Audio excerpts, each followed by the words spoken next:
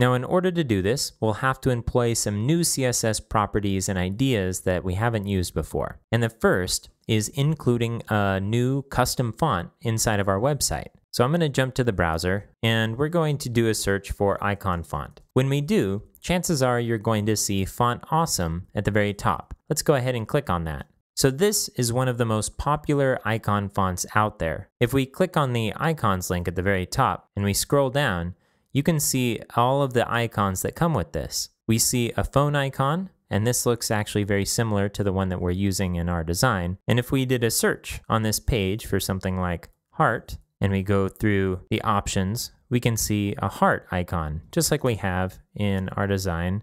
We scroll up here in the Passion icon block. So Font Awesome seems like it would be a fair place to start. Let's go ahead and download this. So we'll go to Home and we'll go to Download.